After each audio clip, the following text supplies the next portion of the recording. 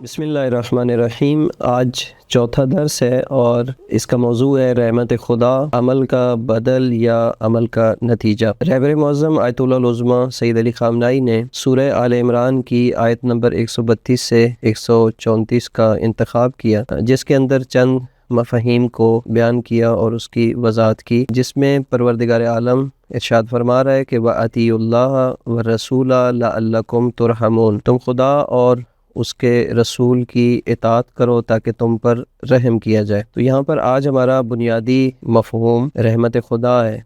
हम जब अल्लाह की रहमत का ज़िक्र करते हैं तो अमूमन एक ख़ास अंदाज में बात करते हैं। हम कहते हैं कि हम गुनाहगार हैं, हमने नाफरमानी की है, हमने वाजिबात अदा नहीं किए और हम ज़िम्मेदारियों से पीछे रह गए, लेकिन अल्लाह बड़ा करीम है, वो हम पर रहम कर देगा। और यानी हमारे आम तसव्वुर में अल्लाह की रहमत वहाँ काम आती है जहाँ हमने अमल नहीं किया होता। गोया रहमत अमल की कमी को पूरा कर देगी, ये हमारा एक अवामी तसव्वुर है। लेकिन जब हम कुरान की तरफ रजू करते हैं तो हमें एक बिल्कुल मुख्तलिफ कुरान की मंतिक नज़र आती है। कुरान क्या फरमाता है? व अतियुल्लाह व रसूला लअल्लकुम तुरहमून, अल्लाह और उसके रसूल की इताअत करो ताकि तुम पर रहम किया जाए। ये आयत हमें साफ बता रही है कि रहमत इताअत के बाद नाजिल होती है, इताअत की बजाय नहीं। कुरान के नज़दीक रहमत अमल का कायम मकाम नहीं है, बल्कि रहमत अमल का एक इनाम है। अब ज़रा गौर कीजिए कि अगर करोड़ों मुसलमान सिर्फ हाथ पर हाथ रख कर बैठ जाएं और वो अल्लाह की उम्मीद के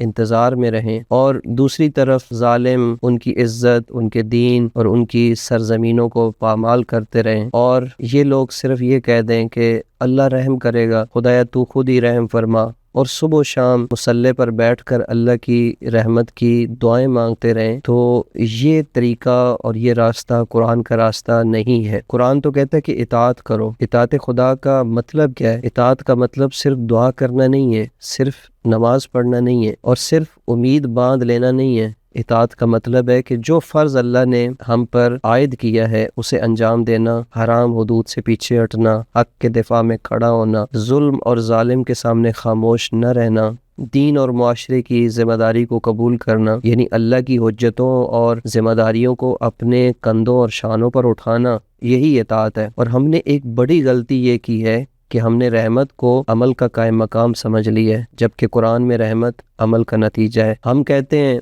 हम नहीं करेंगे तो कोई बात नहीं, अल्लाह बड़ा गफूर रहीम है, वो हम पर रहम कर देगा, जबकि कुरान कहता है तुम करो तब अल्लाह रहम करेगा। अब यहाँ पर एक अहम सवाल ये पैदा होता है कि अगर रहमत इताअत से मिलती है तो फिर गुनाहगार की रहमत की उम्मीद किस माना में होगी? ये नुक्ता भी बहुत अहम है। देखिए, गुनाहगार की रहमत की जो उम्मीद है वो ये नहीं है कि वो गुनाह पर बैठा रहे और कहता रहे कि मैं गुनाहगार हूँ, गुनाह भी करता रहे और फिर साथ ये भी कहता रहे कि अल्लाह बड़ा गफूर रहीम है। बल्कि इसका मतलब ये है कि गुनाहगार पलटने के लिए तैयार हो जाए, अपनी खता को मान ले और तौबा कर ले और अल्लाह की तरफ वापस पलट आए, एक नए अमल की शुरुआत करे। कुरान में तौबा भी यही माना देती है और कुरान में तौबा का भी यही मफहूम है। यानी यहाँ पर रहमत सुस्ती का बहाना नहीं है, बल्कि अल्लाह की रहमत गुनाहों को जवाज भी फराम नहीं करती, बल्कि गुनाह से निकलने का रास्ता खोलती है। बस आइए और अल्लाह की रहमत को समझिए कि अल्लाह की रहमत कैसे नाजिल होगी, जबकि अल्लाह ने अपनी रहमत की खातिर